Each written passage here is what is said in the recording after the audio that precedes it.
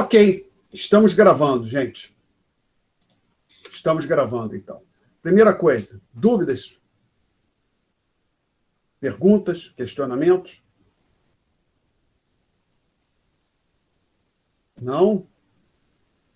Para aqueles que estão chegando agora, boa noite. Então, vamos começar. Eu vou começar por onde nós paramos na aula passada, que eu vergonhosamente fracassei em achar na internet, olha que coisa complicada, um site que tivesse alguns indicadores de inflação, taxas de câmbio, taxas de juros. A última vez que eu tinha dado o trabalho de olhar isso, eu acho que pego no G1. Tem também o Yahoo Finance, mas o fato é que depois da aula eu achei. Então vamos colocar, por exemplo, este aqui do jornal Valor Econômico. Então, o endereço, para quem tiver o que você consegue acessar sem ser assinante, acho que é só essa página que eu estou colocando o link aqui.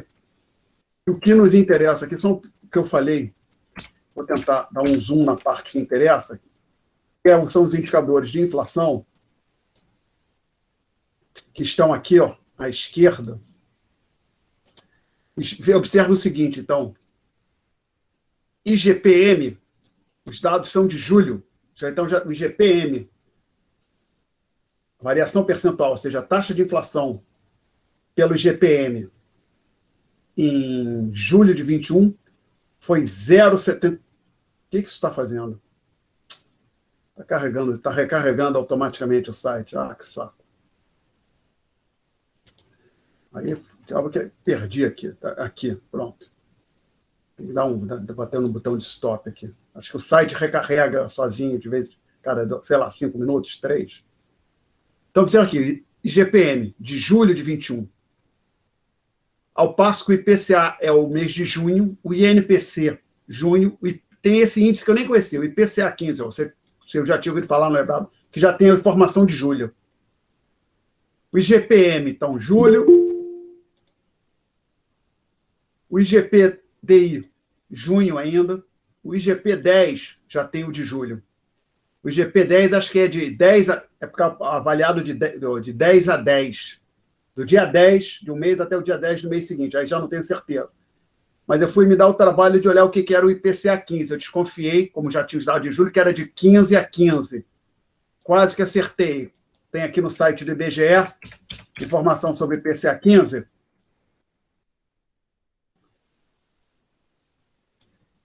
Do dia 16 de um mês até o 15º dia do mês seguinte, tá? Você não é de 15 a 15, de 16 a 15, é isso. E ele, como eles dizem aqui, algo parecido com o IGPM e o IGPDI. O período de coleta abrange, em geral, do dia 16 do mês anterior desculpe, o parágrafo que eu marquei. O índice, que a gente tem aqui, o Índice Nacional de Preço ao Consumidor Amplo, 15, difere do Índice Nacional de Preço ao Consumidor Amplo, IPCA, apenas no período de coleta. Tá? Então, o IPCA é de 1º a 30 e o IPCA 15 de 16 a 15. E também tem uma outra diferença que eles mencionam aqui, abrangência geográfica. Tá? Aí não está claro para mim qual deles é mais abrangente, provavelmente o IPCA. Então, o IPCA 15 ele funciona como se fosse uma prévia do IPCA. Por que isso é importante? Importante para o Banco Central, que o Banco Central acompanha o IPCA, o sistema de meta-inflação, o Banco Central, a inflação, para definir se o Banco Central atingiu ou não a meta, ficou dentro de um intervalo determinado para a taxa de inflação, é o IPCA. E aqui a gente pode ver que os indicadores variam bastante. Particularmente, os IGPs da Fundação, mais uma vez, já aconteceu no passado, estão bem mais elevados do que o de outros índices. Tá? Também mais altos. Por que faz diferença? Depende da composição da cesta subjacente. Ok? E dos bens que estão lá, que eu acho que estão subindo mais ou não. Então, tem alguns bens que o preço vai estar subindo 4%, 5%, 10%, e outros vão estar subindo 10%, 20%. Tá? Perguntas até aqui, gente? Não? Então, a gente vai voltar para as notas de aula. Então, vou fechar isso aqui. Vou ver se neste aqui eu localizo. Então, as notas de aula. Ah, já abri esse outro programinha aqui também. Esse aqui, para o início da aula, foi feito tudo. Sim, fiz tudo que tinha que fazer no início da aula. E agora, então, eu quero vir aqui, achar as notas referentes ao tópico 2. Estão ali. Nós chegamos no final da aula passada, é a página 4, se não me falha a memória. Não, 3. Chegamos até aqui.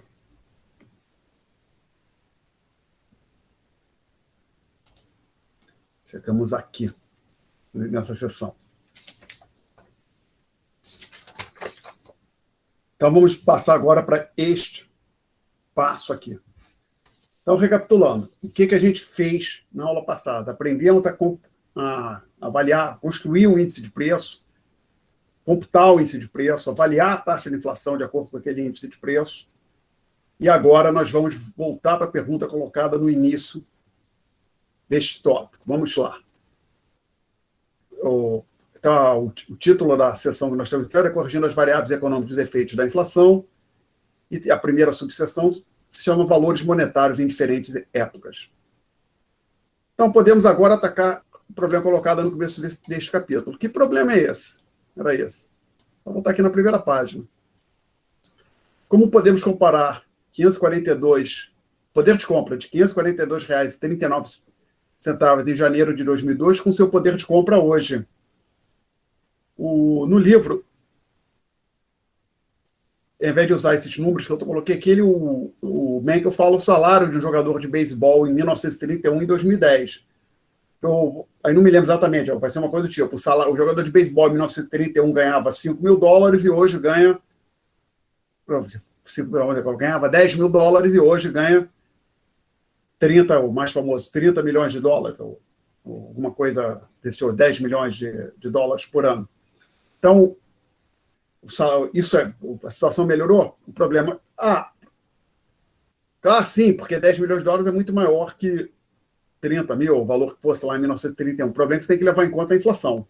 A pergunta realmente relevante é o que você comprava com $30 mil em 31, o que você compra com $30 milhões hoje. Então, no nosso caso, o que você compra com 542,39? Você poderia ter comprado em janeiro de 2002, que você pode comprar hoje. Então, voltando aqui para as notas, para a página 3. Então, eu digo o seguinte: eu defino essa variável aqui, P subscrito 01 barra 02. Não é para fixar. Precisa fixar e botar aqui. Isso aqui também. Esse aqui. Esse aqui acho que. Não, quero desafixar. Desafixar, pronto. Desafixar. Não, esse pode ficar.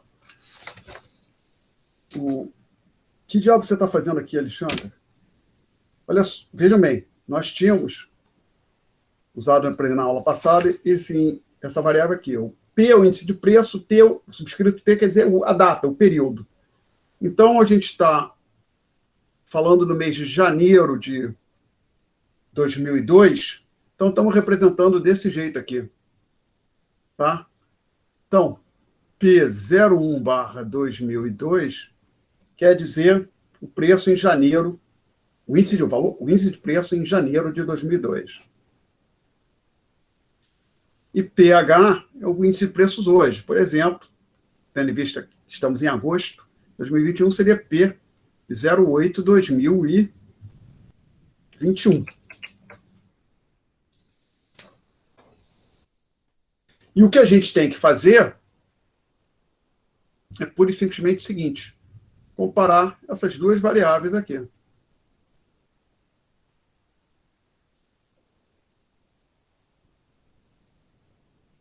Essas duas frações.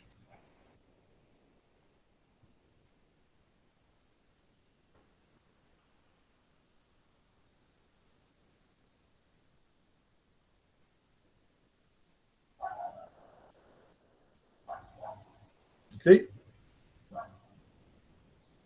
E aí, se acontecer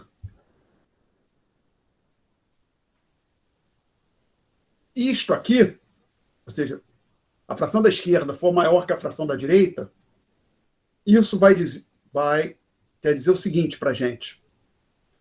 Perdão, para qualquer um, não só para a gente. Isso vai, a conclusão que se pode chegar é a seguinte: que R$ 542,39 tinham, pelo menos, de acordo com o índice de preço que você estiver utilizando, um poder de compra maior em janeiro de 2002 do que o poder de compra que eles têm hoje. No improvável evento... Alguém quer fazer uma pergunta até aqui? Veja, agora pegar aqui o seguinte, vamos lá. No improvável evento disto aqui acontecer, o que eu vou escrever agora,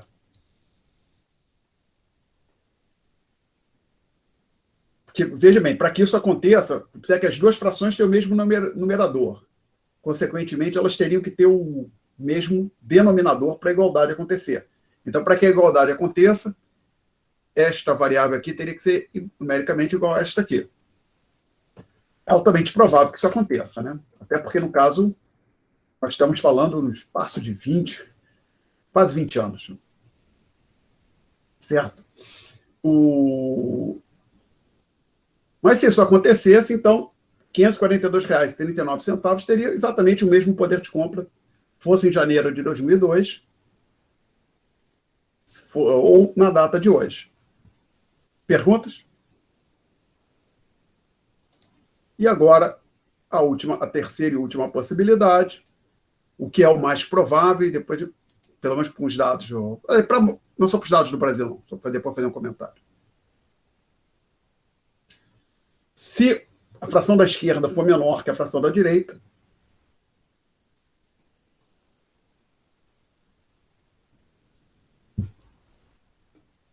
errei, hein? Desculpe. Errei. Eu tinha falado que isso aí era o mais provável de acontecer. Não. Não é não. Falei errado. Paga isso. Depois a gente volta para o caso que é o mais provável que a gente já discutiu. Isso aqui é altamente improvável. Seja no Brasil, tendo visto o horizonte de tempo que nós estamos pegando. São aproximadamente 20 anos. Se acontecer isso que está no quadro, isso, a gente estaria dizendo que os R$ 542,39 teriam um poder de compra menor em janeiro de 2002 do que na data de hoje. Como as duas frações têm o mesmo numerador, para que isso aí aconteça, a gente precisaria disso aqui, isso aqui tivesse acontecendo. Que o denominador da esquerda fosse maior que o denominador da direita. E qual é a consequência disso? Você diria que no espaço de 20 anos, com esse índice de preço que você está olhando, houve uma queda no nível de preço. Os preços, na média, caíram. Em 20 anos, que eu saiba, nenhum país do mundo isso acontece. No espaço de 20 anos. Porque todos os países têm alguma inflação, mesmo os países de baixa inflação, como a Suíça. Tem uma pequena inflação, que seja 0,5%, 1%, 0,4% no ano. Normalmente, não estou dizendo que é impossível você achar um país onde isso é acontecido, mas, no geral, isso não é o caso. No geral, os países têm uma taxa de inflação modesta. Mesmo os países ou tem inflação elevada, ou mais elevada, ou até muito alta, ou os outros que não padecem do inflação elevada têm uma inflação próxima de zero, mas, porém, positiva. Inflação persistentemente negativa no momento. Não estou dizendo que nunca aconteça inflação negativa. Acontece. A inflação negativa é taxa de inflação negativa, menos 0,1%, ou seja, os preços, na média, caíram. Bom, então, dito isso, o que é o mais provável? Vou colocar em vermelho o que é o mais provável, que a gente já tinha discutido, eu não me dei conta que estava falando ali do caso mais provável.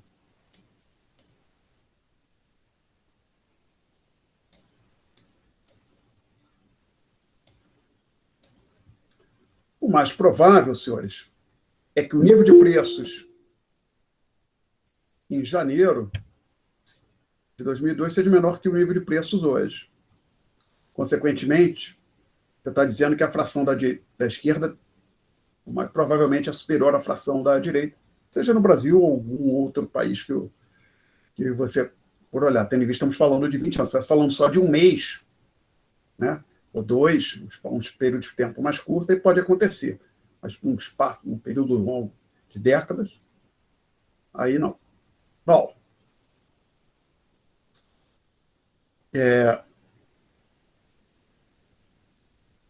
alguém quer fazer uma pergunta até aqui? Bom, para tentar deixar isso um pouquinho mais concreto, vamos fazer o seguinte.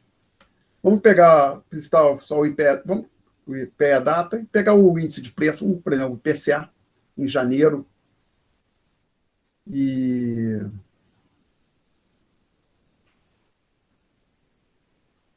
janeiro de 2002 e o último IPCA, que seria de julho. Não temos o... não sei se IPEA data tem o IPCA aqui. Se não tiver o IPCA, a gente pega um outro. Tem vários índices de preço lá no IPEA data. Aí, e aí esse 542,39? De onde veio? Na minha cabeça. Joguei esse número lá, não tem nada de mais de especial sobre esse número. Depois, mas na página seguinte, se não falha a memória, eu tiro a página, descarto esse valor 542,39 e uso um valor genérico X. Então, vamos rapidamente aqui visitar o site do IPEA Data.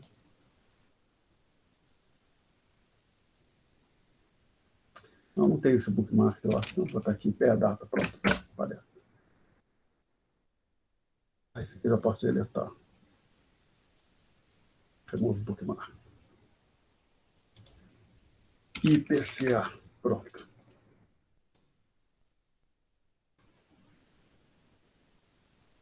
Até o IPCA 15, eles pararam, atualizaram ainda, está em junho. E eu não quero a percentagem, eu quero o índice mensal. Vamos lá. Então, a gente quer aqui, por exemplo, tem bastante coisa aqui para descer.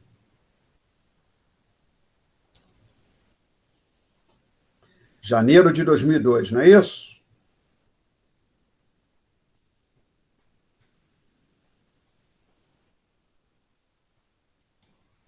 Está aqui.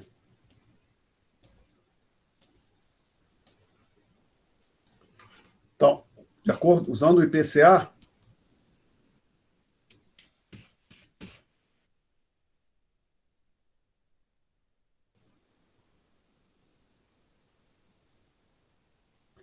eu quero mudar a cor, quero azul, é aqui. Usando o IPCA, o P01/2002 é 1.822,0800. Vou botar bem, lembrar que eles estão computando, pelo menos ali eles colocaram com 4 decimais. E a gente vai pegar o último que eles têm, que não é exatamente hoje, seria junho de 2021. Eles ainda não divulgaram o de... Até porque a gente já viu lá que no site do aluno não tem o de julho. Então, está aqui embaixo, fim da tabela, e 06/2021. Não, isso. 2021. É um 6. É igual a 5.769,9800. Ah,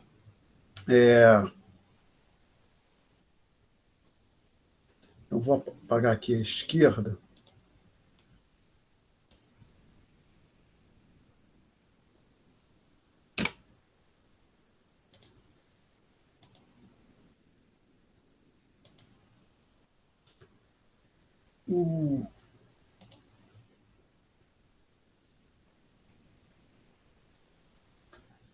Uma pergunta agora, gente. me dei conta aqui. Eu simplesmente falei que podia usar essas frações que eu estou trabalhando aqui. Por exemplo, essa fração. Como assim, professor? Eu cheguei aqui e falei que, para responder a pergunta, eu disse que bastava trabalhar com esta fração aqui, e com a fração da direita, né? E ninguém, mas por quê? Eu deveria dizer por quê, acho que eu não disse. Só para não haver dúvida. O que eu estou fazendo aqui, quando eu estou usando essas duas frações, eu estou tratando o índice de preço como se ele fosse o custo de aquisição da cesta. E a gente já teve essa discussão na aula passada. Você pode tratar o índice de preço interpretá-lo dessa maneira. A única questão, a única diferença seriam as unidades. Então, se você aceitar que o índice de preço mensura o custo de aquisição da cesta, isso aqui é a quantidade de cestas que você comprava em janeiro de 2002, e aqui é a quantidade de cestas que você compra hoje. No caso, é o dado de junho de 2021, para as contas que nós vamos fazer, tá claro? Se eu chegasse aqui, e veja bem, para o fim de comparação, o que eu vou colocar agora é totalmente relevante, eu só estou preocupado, eu estou dizendo, basta olhar qual das duas frações é maior. Se eu multiplicasse isso aqui por 100, e o lado direito por 100, para fins de comparar o lado esquerdo com o lado direito é irrelevante, tá? Quem vai ser maior ou menor independe de eu estar multiplicando as frações por 100. Mas aí, se eu multiplicasse por 100, você poderia simplesmente dizer o seguinte: isso que você estaria avaliando, ou seja, tudo isto aqui, seria o poder de compra daqueles 542,39 perdão, desculpa, poder de compra não. Os 542,39 ajustados de forma a estarem convertidos para unidades monetárias da data base do índice, que lembra, na sua data base, o índice é sempre igual a 100. Ok? Então, e acho que já a gente vai ter essa discussão aqui. Peço que aguardem um pouquinho. Por enquanto, vamos simplesmente comparar as frações. Basicamente, não é um exercício muito interessante, mas é bom a gente ter uma ideia. Agora, se eu soubesse que era tão grande, eu teria pego uns números, ao invés de 5,42,39, teria pego um número maior. Mas tudo bem, vamos trabalhar com esses números mesmo. A fração da esquerda, a gente vai avaliar aqui, 5,42,39, dividido por 1,822. Aí só vou botar como é zero que segue, só vou botar 2 decimais. Isso é aproximadamente igual. Aí tem que fazer a conta.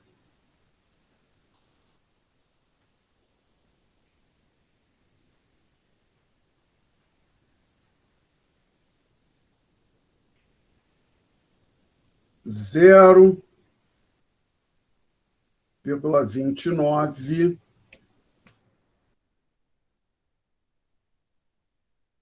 76. Botar com 6 decimais, pronto. É isso aqui. Depois, não é uma dízima, não, depois troca. E a outra fração? 5,42,39.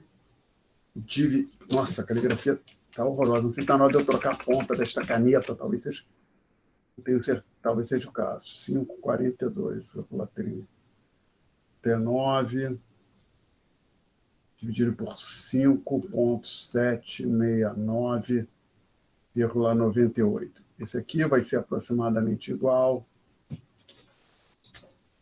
Peço desculpas pela caligrafia, senhores. Eu juro que no mundo real, o quadro, assim, o objeto que eu usava antes da pandemia, não é tão horrorosa assim.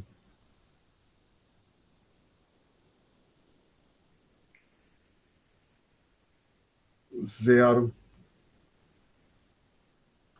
94 0 0 1 2 3 4 5 3 5 2. Pronto. É isso. Ok? Então,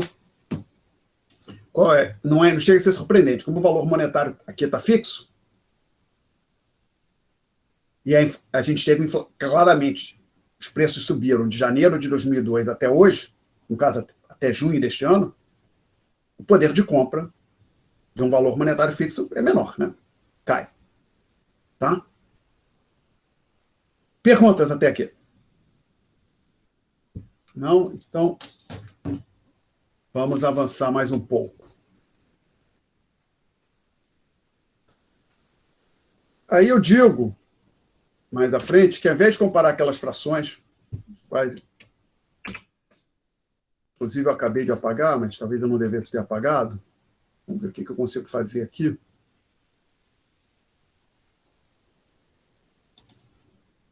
Vou apagar algumas coisas, vamos lá. Isso aqui eu vou apagar. Alguém se opõe que eu apague isso aqui? Ou o resto do quadro? Então vou apagar. Ninguém protestou. Então vou apagar. Não, aqui peguei demais. Vou pegar aqui. Não. Isso aqui.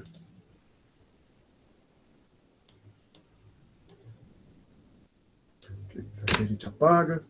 Esse outro aqui eu vou apagar também. Vou apagar quase isso tudo aqui. Eu peguei quase tudo aqui. Quero pegar agora essa ponta aqui que sobrou. Acho que vai ser que eu não vou conseguir apagar isso aqui. Não, isso aqui também. Ó, tô conseguindo. Pronto.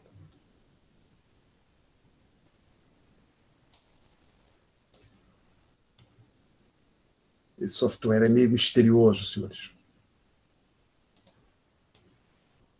Então, o que que faz? Não.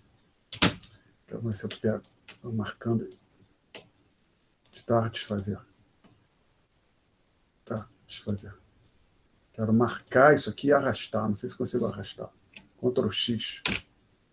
Editar, colar. Editar. Não, copiar. Não, colar. Não colou nada. Não sei. Então, o fato é eu não consigo arrastar o negócio. Não sei se consigo trazer de volta. Consegui trazer de volta. Última tentativa de arrastar isso aqui. Tem como arrastar? Não arrasta. Sei lá o que está acontecendo. Então, deixar aquelas. Então, vamos lá. Eu falei que a discussão começou falando, vamos comparar essas frações. Qual é a maior? Aí eu falo que ao invés de trabalhar com as frações, você podia olhar para comparar isso aqui, ó.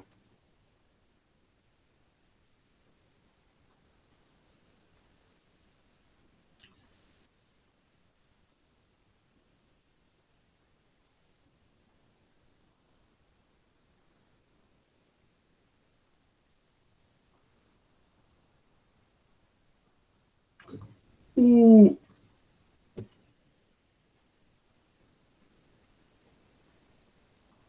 que é isso aqui? Isso aqui é por simplesmente 542,39.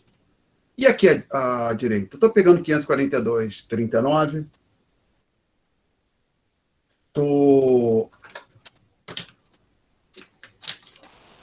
multiplicando por... Não, estou dividindo por pH. Então, isso você pode interpretar então o seguinte, se você tratar... Realmente eu gosto muito de tratar o índice de preço como o valor da cesta, custo da cesta. Então, o que seria essa fração aqui? Só a fração.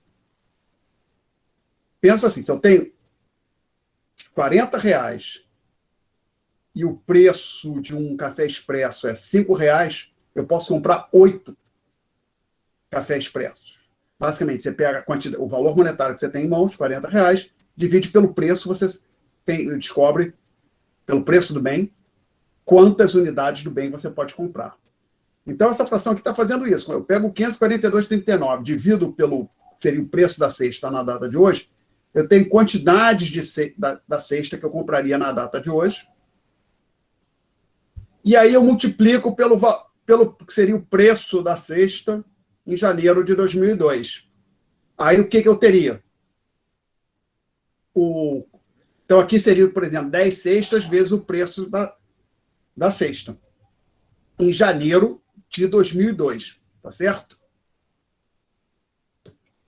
Então, simplesmente, eu compararia esses dois valores. Então, você pode interpretar isso. O que é isso aqui? Isso aqui são R$ 542,39 que eu tinha em mãos em janeiro de 2002. E aí eu faço o seguinte, pego esse mesmo valor monetário, 542,39, vejo quantas cestas isso compraria na data de hoje, dividindo pelo pH, e multiplico pelo preço da cesta em janeiro de 2002, tá certo? Então, o que esse lado direito estaria me informando? Quantos reais eu precisaria em janeiro de 2002 para comprar a quantidade de cestas que eu compraria com aquele 542,39 na data de hoje. De forma similar, ao invés de trabalhar com essas dois valores que aqui estão, vou colocar aqui em cima à esquerda, eu poderia trabalhar com 542,39 dividido por P01/2002 vezes o pH e comparar isso com o próprio 542,39. Então, o que seria isso aqui? Isso aqui seriam R$ 542,39 que eu tenho na minha mão hoje. E aqui do lado esquerdo, eu pegaria aqueles 542, aquele mesmo valor monetário, divido pelo preço da cesta em janeiro, então teria uma certa quantidade de cestas, digamos 45 cestas, multiplico pelo preço da cesta hoje, então isso aqui me diria quantos reais eu preciso ter hoje para comprar a mesma quantidade de cestas que este sujeito aqui me compraria em janeiro de 2002. Tá? Perguntas? Não? Alguém se opõe que eu apague o quadro? Então, a gente vai para a próxima página, onde eu faço o seguinte, vamos generalizar o problema. Eu peguei 542,39 e eu peguei o mesmo valor monetário para as duas datas. Agora eu quero fazer algo diferente. Eu quero um valor monetário numa data, outro valor monetário em outra data, de forma que elas tenham o mesmo poder de compra. Vamos lá, vamos entender. O que eu estou querendo dizer? Vamos devagar.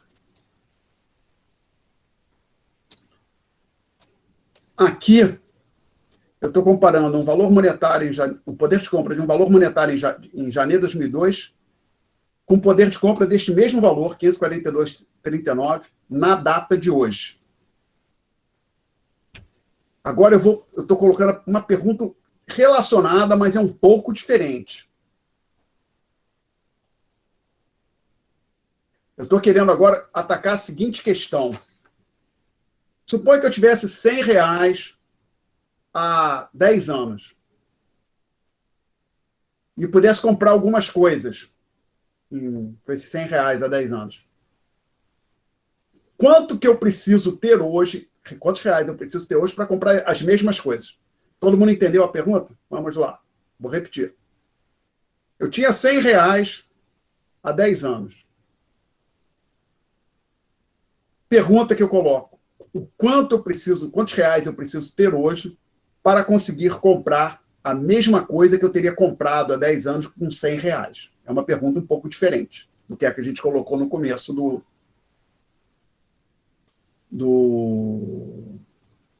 tópico, no começo desse tópico 2.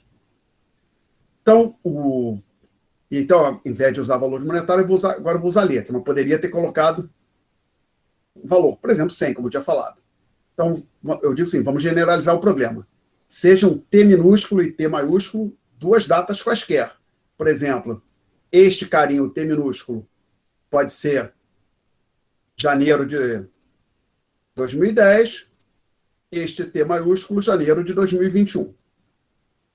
Não necessariamente o T minúsculo é uma data que antecede o T maiúsculo, mas por exemplo, faz se pensar que o T maiúsculo é maior, é uma data posterior à data T minúsculo. Então, vamos, a princípio, assumir que isso é verdade, mas a gente não precisa disso para fazer as contas que nós vamos fazer aqui embaixo, aqui à frente.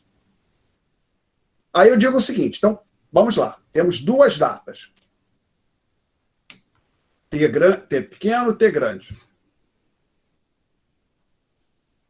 Aí eu digo o seguinte, olha, pega um valor monetário qualquer na data T, que eu chamo esse valor monetário XT. Por exemplo, poderia ser R$ 100, R$ 1.000, 542,39. Qualquer valor monetário que você queira. Como pode ser qualquer valor monetário que você queira, eu vou manter a letra X, que é algo genérico. Aí eu invento agora essa variávelzinha chata aqui.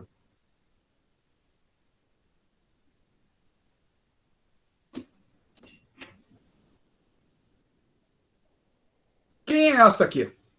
Que eu saquei da minha cabeça. Então, por exemplo, a gente poderia supor que isso aqui fosse R$ 100. Tá? Aí eu quero saber quem é esse sujeitinho aqui, mas por que eu estou dizendo que é esse sujeito? Este sujeito que eu coloquei com dois índices, a diferença então dele para o outro, são aqueles dois índices, é o valor monetário que eu preciso ter na data T grande, o valor monetário na data T grande que teria o mesmo poder de compra que aqueles R$ 100, ou X minúsculo T, não, X subscrito T minúsculo, né? O X é maiúsculo, T que é minúsculo, tinham na data T minúsculo. Tá? Aí eu digo o seguinte, essas variáveis se relacionam da seguinte maneira.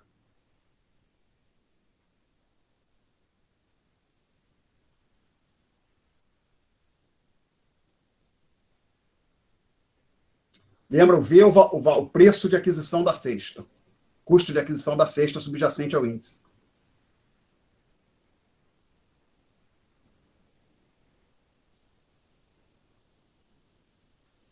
Então, vamos interpretar essa igualdade. É bem simples a interpretação. Então, aqui eu tinha um certo valor monetário, X, subscrito T. Aí eu divido pelo preço, ou custo de aquisição da cesta,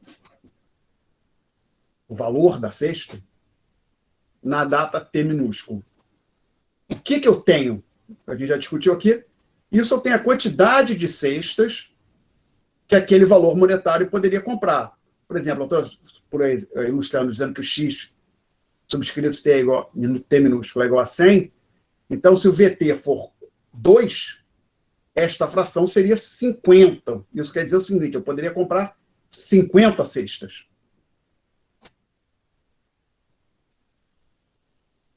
Bom, aí, do lado esquerdo, o que é a fração do lado esquerdo? A fração do lado esquerdo,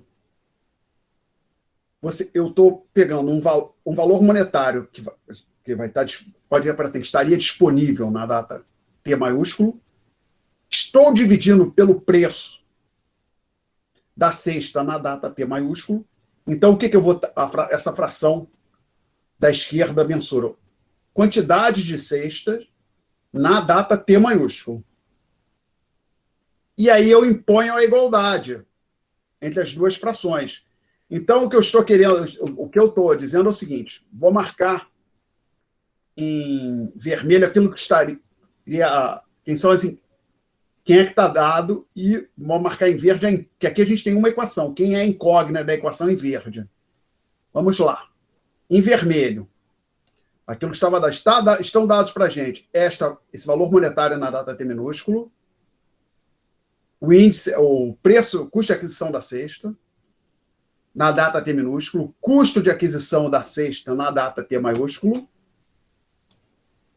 e a incógnita aqui na equação, a variável desconhecida, é esse sujeito, que era o que eu quero saber, ou seja, quantos reais eu tenho que ter nessa data T grande, de forma que eu tenha o mesmo poder de compra, ou seja, que eu consiga comprar a mesma quantidade de cestas. Tá? Bom, alguma pergunta até aqui? Não? Então, aí a gente vai fazer uma matemática bem simples. Na hora que a gente está com essa igualdade na mão, você simplesmente faz o seguinte: joga este sujeito aqui para... Lembra, o objetivo é resolver para a variável verde. Então, variável verde não, variável marcada em verde.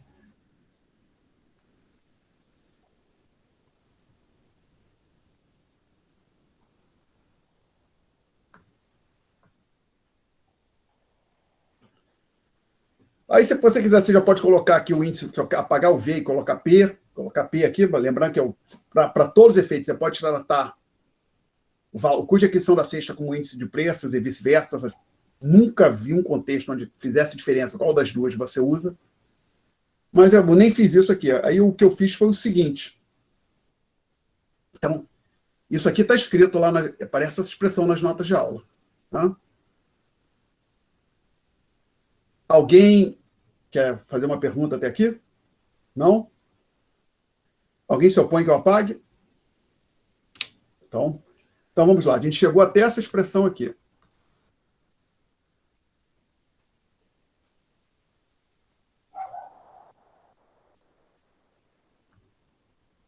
Aí eu faço o seguinte.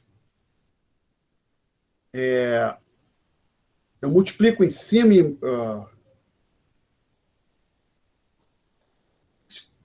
eu vou multiplicar em cima e embaixo por 100 sobre VB. Então, esse passozinho aqui não tem nas notas de aula.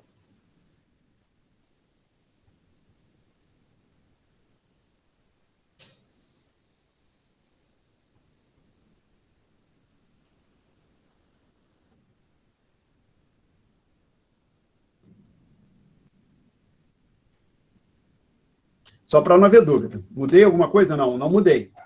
Porque se você for olhar com cuidado, deixa eu até colocar entre parênteses também esse pedaço. O sujeito que eu quero, colocá-lo aqui entre parênteses. Observem que, por exemplo, olhem para o que está escrito à direita. Eu poderia cortar esses dois sujeitos e voltar para a expressão da esquerda. Então, basicamente, aqui eu multipliquei o embaixo e em cima por uma mesma constante, 100 sobre VB.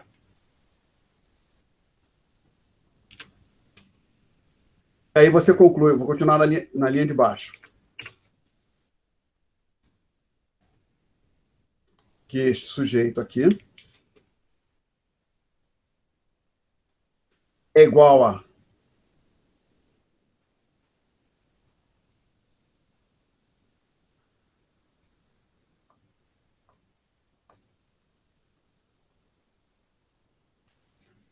parênteses, não precisa, nem tem nas notas de aula, mas estou colocando aqui.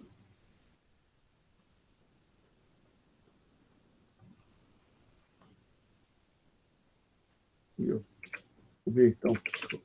Você vê o X ali, vamos usar o X também, ora, este termo entre parênteses aqui, ó, é igual ao que a gente chama de PT. Aqui tem um erro. O erro eu vou corrigir. É aqui, ó. Esse índice aqui que eu botei subscrito aqui, eu coloquei T minúsculo. Senhores, era T maiúsculo. É só olhar para a linha de cima. Tá? Botar em vermelho, para tu ver que houve um erro. Está bem claro. Feita a correção aqui, ó. Esse subscrito aqui é T maiúsculo.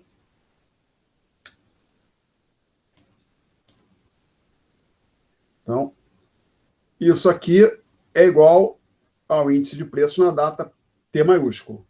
Então, junta tudo isso, que a conclusão é que este sujeito aqui, esta variável do lado esquerdo, é igual ao xt dividido pelo pt vezes o p grande T. Não, P subscrito T grande. Não é o P que é grande. O P também é maiúsculo, mas o que estão enfatizando é que o T é maiúsculo, que tem para diferenciar do T minúsculo. Tá? Então, essa expressão aparece depois essa expressão matemática aparece depois da expressão assim sendo. Assim sendo, aí aparece essa expressão matemática nas notas de aula. Tá? Então, então, recapitulando, cada uma dessas variáveis aqui. O lado direito, tudo dado, o lado esquerdo seria incógnito. Lado direito, este sujeito aqui, um valor monetário qualquer que alguém tinha na data T minúsculo. Este sujeito aqui, índice de preços na data T minúsculo. Este sujeito aqui, índice de preços na data T maiúsculo. Esta variável aqui é um valor monetário na data T maiúsculo que teria perdão, deixa eu ler de outra maneira, fica mais claro. Esta variável que estava circulada, acabei de apagar o círculo e vou circular novamente em verde, quero até a gente usar essa cor para lembrar que era a variável para a qual era incógnita, né? Esta variável em verde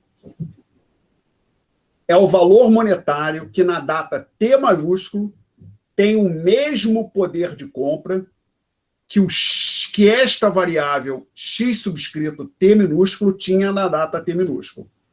Então, recapitulando. X subscrito T, um valor monetário qualquer que alguém tinha em mãos na data T minúsculo. X subscrito T minúsculo. P subscrito T minúsculo, índice de preços na data T minúsculo. P subscrito T maiúsculo, índice de preços na data T maiúsculo. X subscrito T minúsculo, vírgula, T maiúsculo, que está circulado em verde, é o valor monetário que na data T maiúsculo tem o mesmo poder de compra que o X subscrito T minúsculo tinha na data T minúsculo.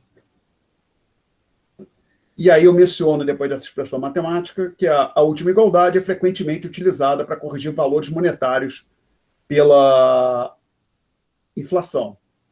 Aí eu digo, exemplo apresentado no início desse documento é a discussão que a gente já teve. Pode simplesmente cortar essa frase. De uma outra versão, esqueci de apagar. Então, por exemplo, você pode falar, alguém se opõe que eu apague o quadro? Não? Então, vou pegar, por exemplo, aqui o aproveitar que os dados do IPEA-Data, eles estão aqui, é o IPCA, lembram? E vou pegar aí alguém... Alexandre, então, se eu tinha R$100 em janeiro de 2021, utilizando o IPCA como deflator ou como índice de preços relevante. Inclusive, esse procedimento, desculpe, que eu acabei de apagar, essa forma, a gente chama de deflacionar os valores ou corrigir pela inflação. Então, se eu tinha 100, vamos colocar assim, R$10.000 em janeiro de 2021, quantos reais eu precisaria ter em junho de 2021? Então, vamos lá. Vamos pegar os valores que aparecem aqui. Vou tentar aumentar um pouco. Então, vamos fazer janeiro a junho. Dá para aumentar mais um pouquinho aqui para a gente. Agora aumentei demais. Muita sede ao pote. Ok. Vou pegar. Vou dar um print screen. Vou abrir o tal de Paint, desde que eu ache o Paint. Agora já sei porque o Paint estava fixado ali, eu desafixei o Paint. Colar.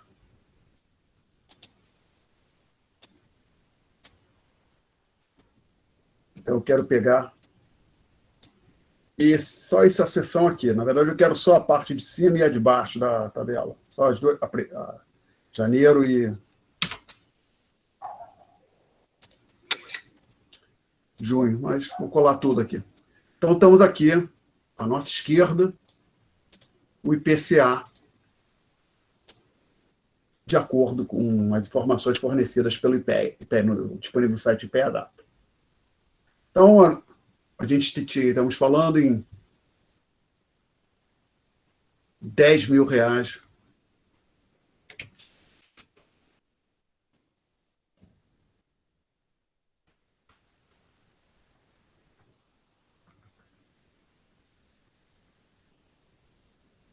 Olha, ele usa um pouco diferente do que eu usei aqui. Eu usei o mês barra ano, né? Ele usa ano, ponto, mês. Né? R$10.000. Então, a pergunta que a gente está se colocando, quantos reais eu precisaria ter em junho do mesmo ano, de forma que esse valor monetário tivesse o mesmo poder de compra. Então, a conta que eu preciso fazer é essa aqui. 10 mil dividido pelo índice de preço de janeiro.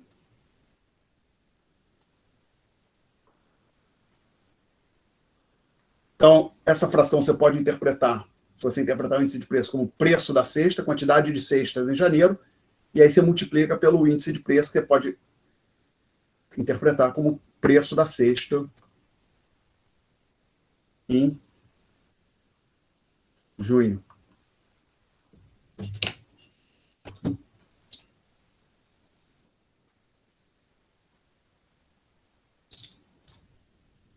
Vamos lá fazer a conta.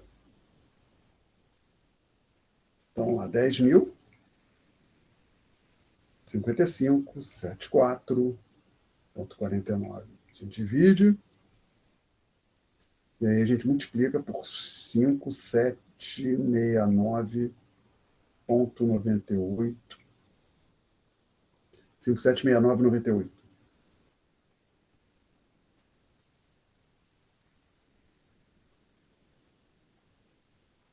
Dá aproximadamente 10.350,69. Colocando com o valor monetário, eu vou colocar 2 decimais. Tá? Então, observa que para você comprar com 10, você comprar em junho, que ficou parecendo um 6, eu peço desculpa, era para ser um 0. Para em junho de 2006, você comprar a mesma quantidade de cestas, daquela cesta que está subjacente ao IPCA, que você teria comprado com 10 mil reais em janeiro de 2021, em junho deste ano, você precisaria ter R$350,69 a mais, ou seja, um total de 10.350,69. R$10.350,69. Perguntas? Não?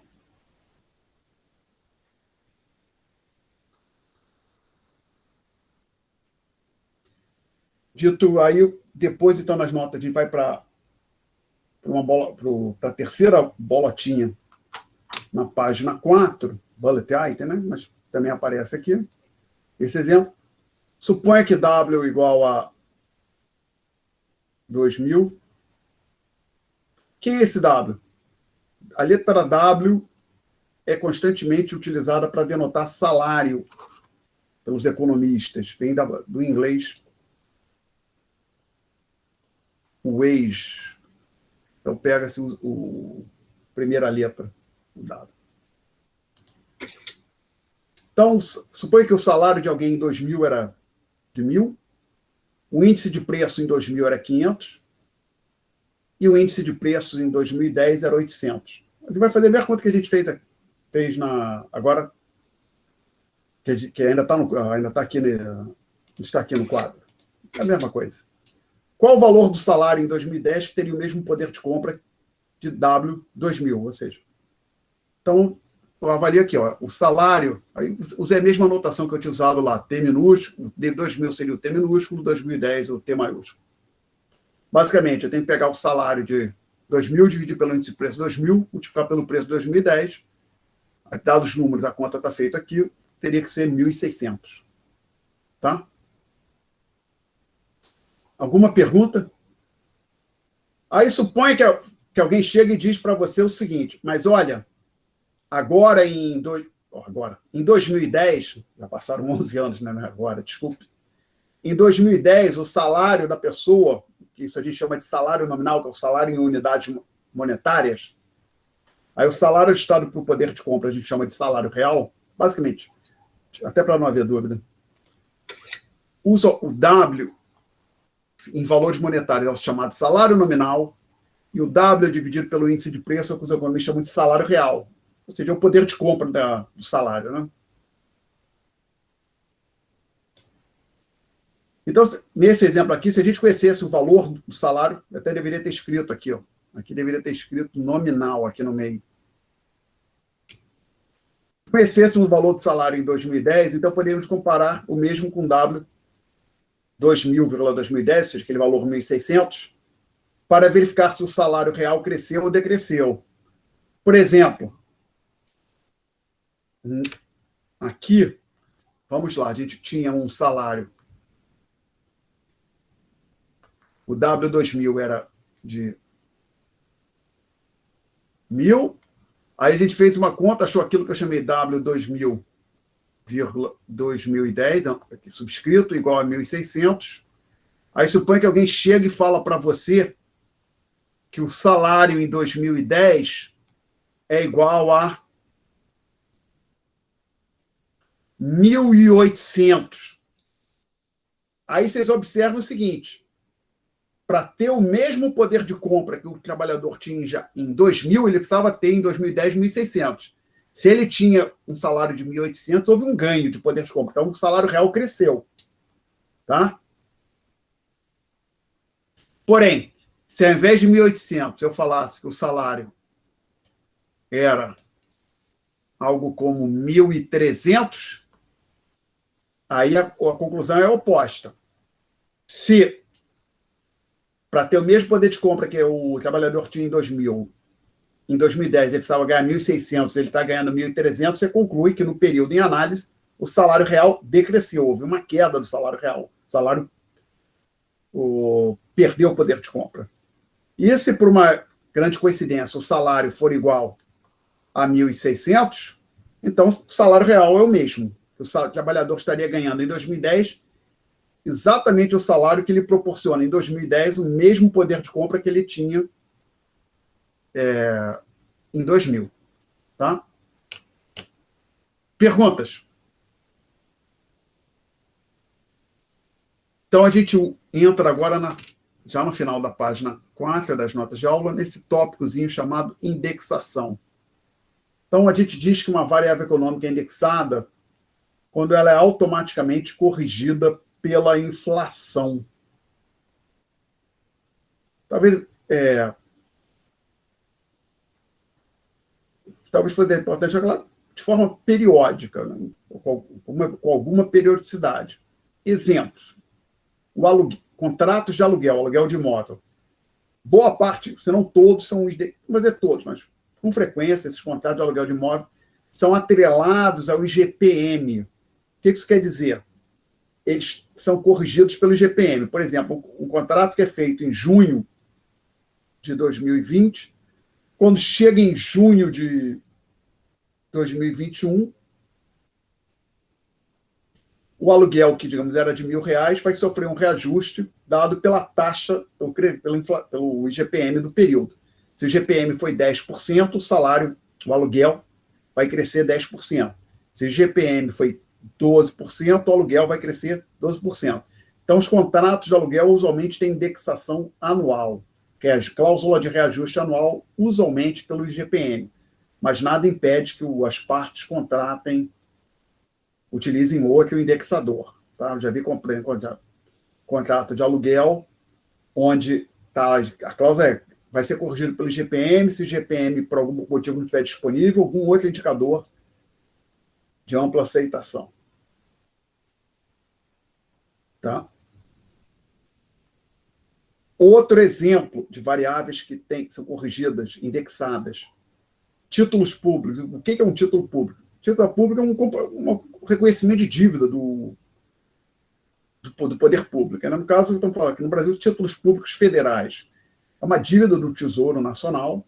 Então, antigamente, esses títulos públicos existiam papel, literalmente. Era um documento, né? Hoje não é mais assim. Então, basicamente, o título público ele tem uma dívida que o governo vai quitar daqui a 5 anos, às vezes mais de uma maneira, às vezes vai pagando juros. Digamos que o prazo do título é de 5 anos. Ao longo de 5 anos, ele paga juros semestralmente, ou paga os juros mensalmente, ou às vezes deixa para só pagar tudo no fim. Aí vai variar de título que existem notas do Tesouro Nacional, letras do Tesouro Nacional, tem vários títulos, cada um com uma característica diferente. A gente não vai estar discutindo isso com muitos detalhes aqui. Por quê? Porque não importa, não. É uma questão de tempo.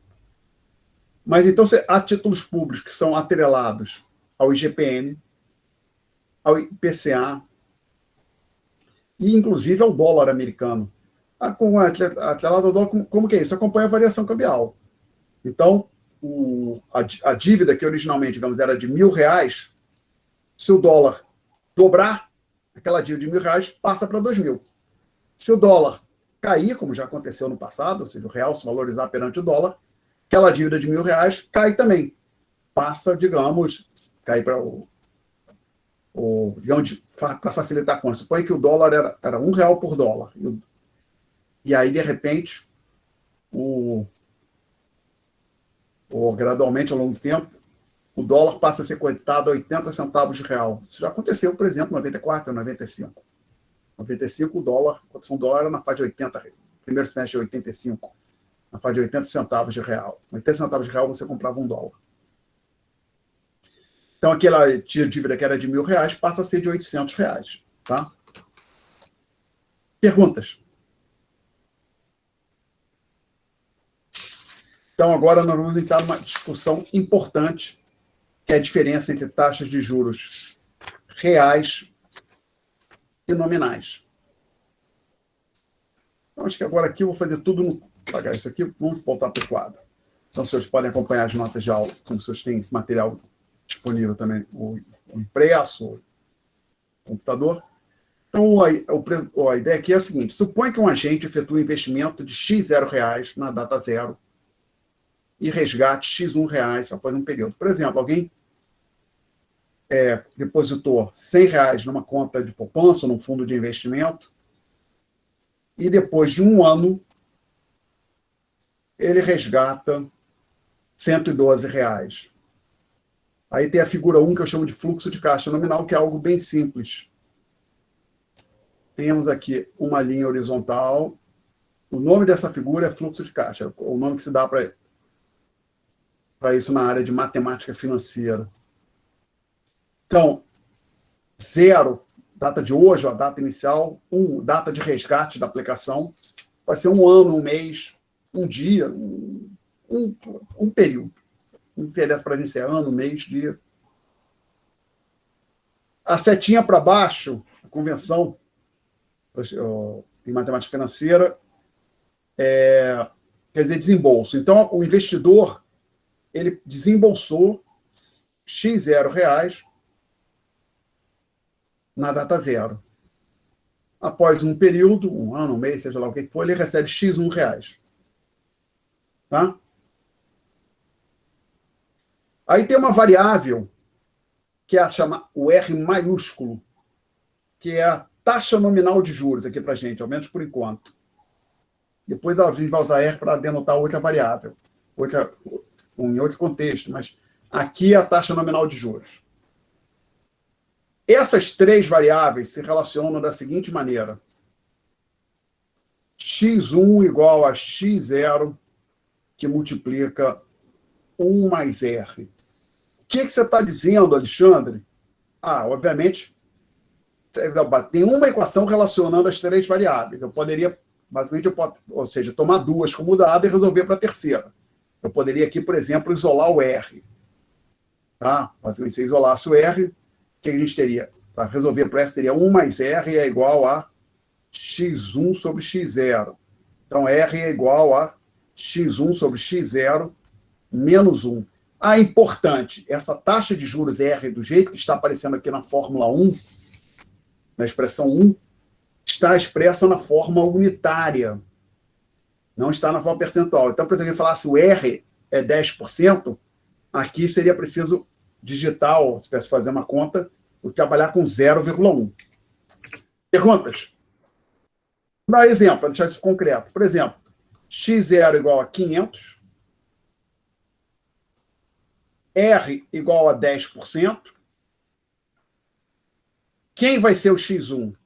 X1 vai ser igual a 500, que multiplica 1 mais 0,1. Ou seja, 500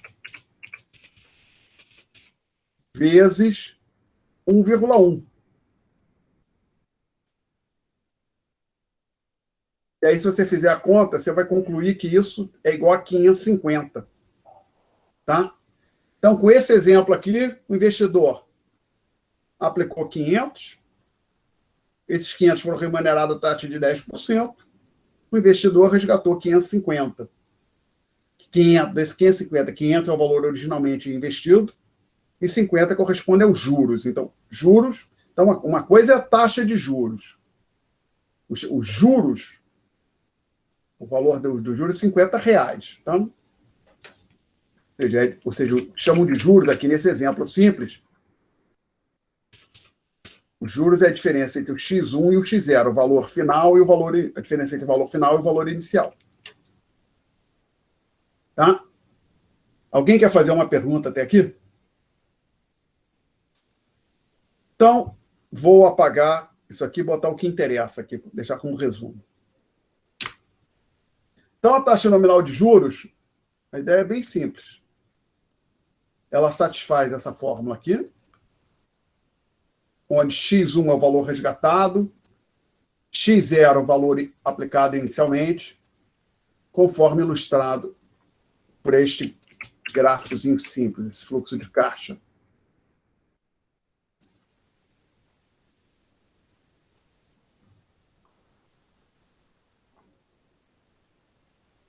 Tá? Tudo em valor, lembrando, tudo em valor monetário. Aqui eu estou ignorando a inflação. Mas suponha agora que a gente já estudou o efeito da inflação sobre o poder de compra de uma moeda, seja o real, o dólar ou o euro. Você se preocupa agora com o seguinte: eu não estou preocupado só, estou colocando R$100 aqui, resgatando, por exemplo, 110, até a conta que a gente fez agora há pouco, a gente acabou de concluir que agora em junho, para eu poder comprar em junho a mesma quantidade que eu teria de cestas ou de bens, de forma genérica, eu teria comprado em janeiro deste ano, em junho deste ano, com R$10.000 em janeiro deste ano, eu precisaria, para comprar as mesmas coisas, eu precisaria ter 10.350. Não me lembro, era alguma coisa nessa faixa. Foi quando a gente pegou os dados do IPCA de janeiro e junho deste ano e fizemos a conta, já pagamos. Então, você já sabe, tem que levar em conta a inflação, né? Então, se eu aplico R$100, resgato 105, mas a inflação foi absurdamente alta, que 505, talvez, nem a diferença, os R$5 nem cubram a inflação. Então, na verdade, você está dizendo o seguinte: você que teve a sorte de já entender como se computa o índice de preços, como é que você trabalha com o índice de preços, você sabe que, na verdade, o investidor deveria estar preocupado com isto aqui, ó. Não só com isso aqui, inclusive eu chamei figura 1, fluxo de caixa nominal. Com isto aqui, que eu vou chamar de fluxo de caixa real.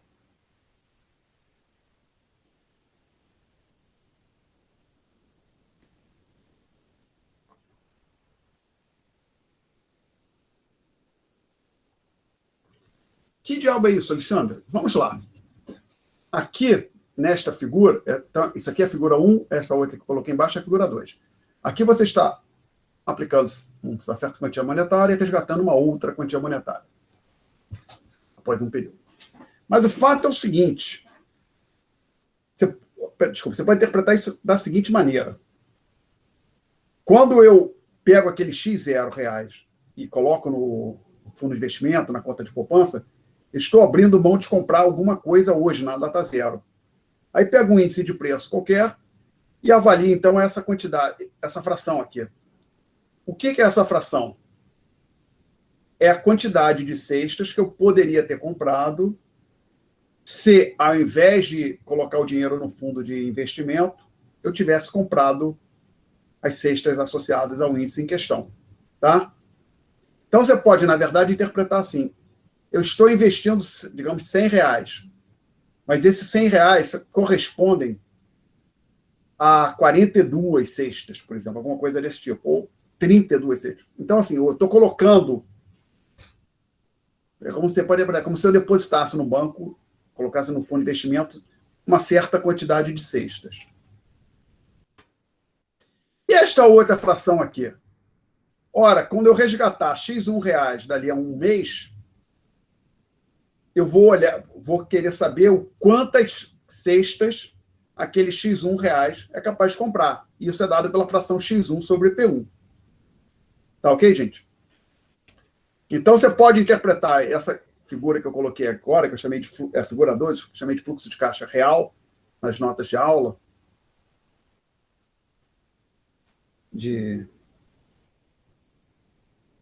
talvez até ficaria melhor se fosse fluxo real de caixa, né?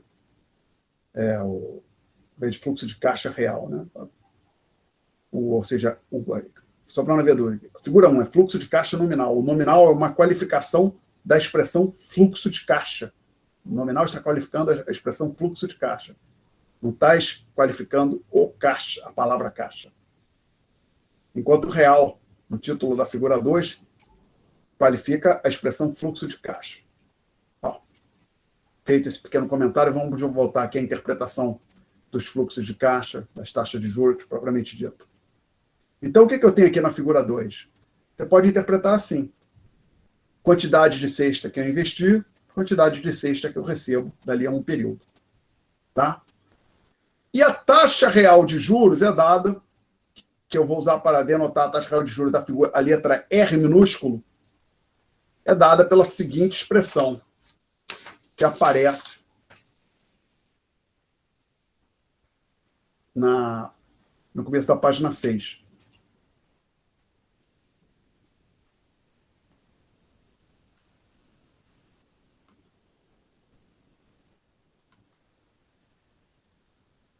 Peço que os senhores comparem a expressão 2 com a expressão 1. Tá? Olhando ali para a expressão 1, o que acontece? A expressão 1 relaciona as variáveis x1, x0 e r maiúsculo, conforme está escrito ali, né? Basicamente, o que a gente tem? Tem o valor x0 multiplicado por 1 mais a taxa de juros, e isso te dá o valor a ser resgatado dali a um período, que é o x1. Alguém quer fazer alguma pergunta sobre esta interpretação da equação 1? Não? Então a gente vai agora utilizar a expressão 1 para interpretar a expressão 2. O que você tem que imaginar, então, agora é o seguinte: a taxa real de juros, Rzinho, ela tem a seguinte propriedade. É a taxa que, remunerando o investimento real em cestas x0 sobre p0, vai te dar como retorno dali a um período a quantidade de cestas x1 sobre p1. Tá? Outra maneira de dizer, dada a quantidade de cestas x0 sobre p0, você aplica um rendimento dado pela taxa R minúsculo para obter a expressão, a quantidade de cestas x1 sobre P1. Perguntas? Não? Então, vamos ver o que a gente vai fazer agora. Depois que eu coloquei a expressão 1 e 2, alguém se opõe que eu apague o quadro? Eu vou agora, o que eu quero fazer, só para uma vez, obter uma expressão que vai relacionar essas duas variáveis, o R maiúsculo e o R minúsculo, ou seja, a taxa nominal de juros, a taxa real de juros, com o π, que é a nossa letra, a nossa variável, a letra que a gente usa para denotar a taxa de inflação.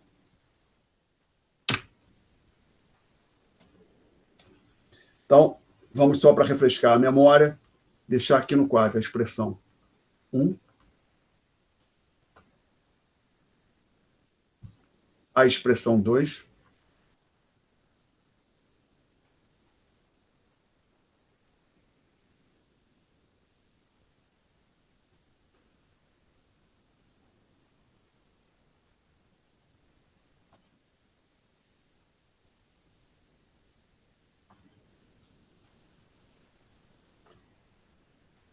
E aí, não tem aqui, não tem nas notas de aula, vamos fazer essa conta rapidamente aqui. Lembrem que a taxa de inflação, na forma unitária, ou seja, 100 percentual, então 10%, a gente não vai escrever 10%, vamos escrever 0,1, por exemplo, é dada por isso aqui, tá? Então, se fosse na forma percentual, multiplicaria por 100. Então, sem a forma percentual, é dada desta maneira aqui. Então, ou seja, P1, ou seja, a variação do P dividido pelo P inicial. Observe que isso pode ser escrito da seguinte maneira. Tá? Então, aí você resolve, pode aparecer assim, para P1 sobre P0, você escreve então o seguinte, P1 sobre P0 é igual a 1 mais π. Tá? Não tem essa expressão nas notas de aula, não, ela aparece mais à frente, tá? Mas eu não a obtenho, simplesmente afirmo que essa igualdade é verdade. Aqui, então, da onde veio essa igualdade que aparece em algum momento nas notas de aula que está circulada? Dessa continha que eu fiz aqui. Definição do π está dada aqui nessa expressão. Ops, circulei demais. Faz uma álgebra simples, você conclui que P1 sobre P0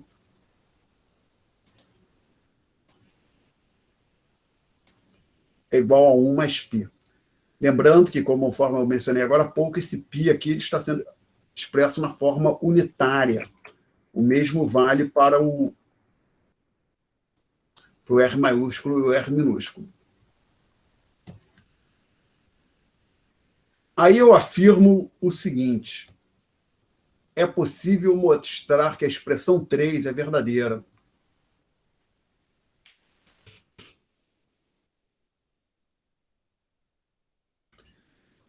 O mais Rzinho, né? Nessa ordem aqui.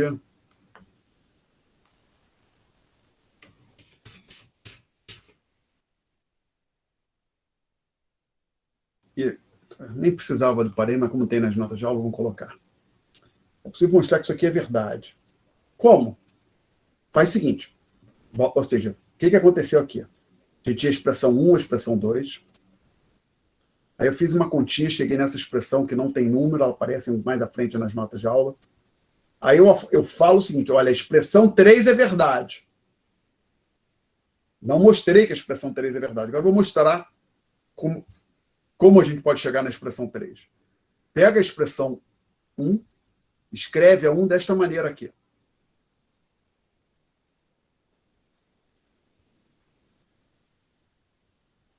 Quando eu faço isso, eu estou assumindo implicitamente que o x0 é distinto de zero, né? Ou seja, então tem a hipótese que o valor x0, na verdade, é positivo, até mais do que distinto de zero. Então, x0 é um número positivo. Então, eu posso dar esse passo aqui. Ah, se fosse igual a zero, eu não poderia. Se fosse igual a zero, eu não poderia trazê-lo para baixo, assim, dividindo. Por sua vez, a expressão 2, você pode escrever dessa maneira que eu vou. Então, assim, a 1 eu escrevi desse jeito. A 2 eu escrevo dessa maneira aqui.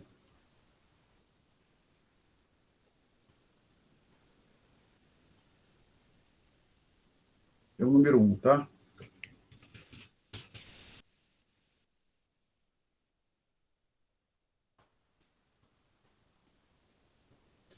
Aí o que eu vou fazer? Vou combinar essas duas últimas igualdades, ou seja, essas duas que eu estou circulando, para afirmar um direito que eu tenho, nenhum direito a menos. Direitos matemáticos, meu caro, ninguém coloca a mão, nenhum político coloca a mão. Então vamos em frente. 1 mais R igual a P1 sobre P0, que multiplica 1 mais Rzinho, né? É 1 mais Rzão do lado esquerdo. Tá? Agora, eu uso o fato que P1 sobre P0 é igual a 1 mais π para escrever que 1 mais R maiúsculo é igual, tiro P1 sobre P0, substituo por 1 mais π, e obtenho essencialmente, isso é a expressão 3. A única diferença, que é irrelevante, é o parênteses em volta da soma 1 mais R. Tá? Alguém quer fazer alguma pergunta até aqui? Então, o que nós temos? última coisa no chat. Eu perdi alguma coisa no chat? Eu acho que não. Não, parece que não perdi. Então, a expressão 3, ela nos dá uma relação entre a taxa nominal de juros, o R maiúsculo, a taxa real de juros, o R minúsculo, e a taxa de inflação, π. Porém, muitos livros, textos, com frequência, você vai encontrar em livros de economia, a seguinte expressão: Rzão igual a Rzinho mais π. Ah, é a mesma coisa. Não, não é não. Isso aí, na verdade, é uma aproximação. Então, inclusive, eu até coloquei nas notas de aula desse jeito assim. Então, eu apresento essa expressão e digo, ela é bastante utilizada. Ou seja, isso é uma aproximação do 3. Por quê? Então, antes de eu seguir em frente, alguém se opõe que eu apague? Não? Então, a ideia então é a seguinte: 3. 1 mais R igual a 1 mais Rzinho, que multiplica 1 mais π. E aí, sem número, eu escrevi que isso aqui aparece, é frequentemente utilizado. Então, o que eu vou fazer é o seguinte: vou pegar a expressão 3 e vou aplicar a propriedade distributiva do lado direito para escrever o seguinte. Então, 1 mais R é igual a 1 mais, aí 1 vezes π é π. Agora o R mais R vezes Rzinho vezes π. Tá? Então, evidentemente, você pode cancelar o 1 com 1. Então, a expressão 3 é a mesma coisa, não tem diferença que isso aqui.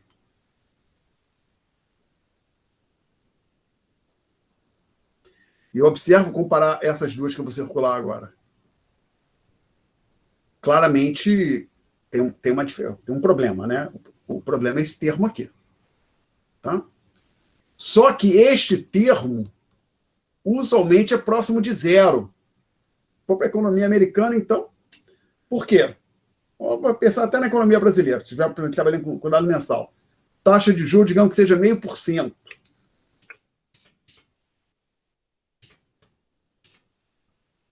No mês. Aí, assim, não, porque é forma unitária aqui.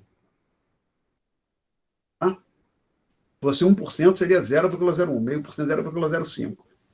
Aí supõe que você diz que a taxa de inflação é 1% no mês, que é relativamente alta para o padrão brasileiro.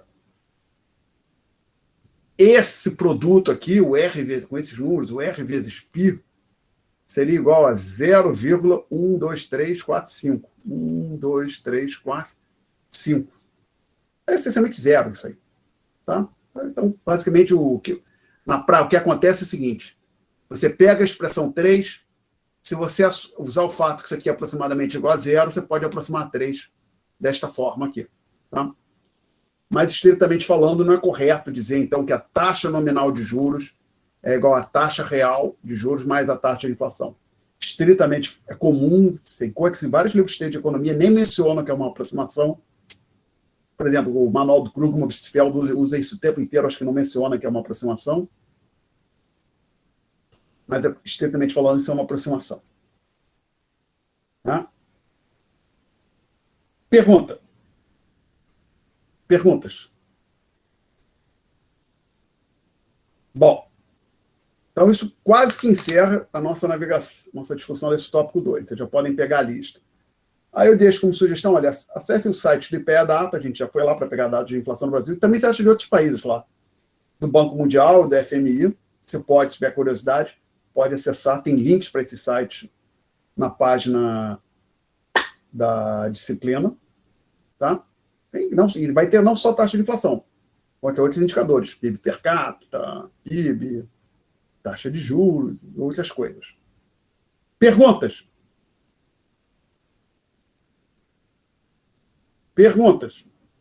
Não? Então, deixa eu fazer uma pergunta aqui para os senhores. algum dos senhores, algum dos presentes, temos aí 28 alunos, 27, né? Tem 28 pessoas no encontro, eu sou uma delas. Na verdade, talvez 26, que eu acho que ele conta, quando a gente abre a apresentação, como se fosse um indivíduo adicional, talvez 26, mas seja lá, tem quase 30 alunos aí. Algum dos senhores tem interesse em sugestões, dicas sobre como melhorar o... Não que vai ajudar muito, mas também não seria totalmente exclusivo. O inglês? O seu inglês? Alguém tem interesse? Algum dos presentes? Acho que não. Então deixa para lá. Ok. Então, gente, eu vou parar a gravação no momento. Só, alguém quer fazer uma pergunta? Não? Então, eu vou parar a gravação. Um pouco cedo, mas a gente não vai começar outro tópico hoje, não. Eu quero parar a gravação. Quase que eu saía da chamada. Mas não, acho que é melhor perguntar. Como é que eu paro a gravação mesmo? É aqui. Stop record.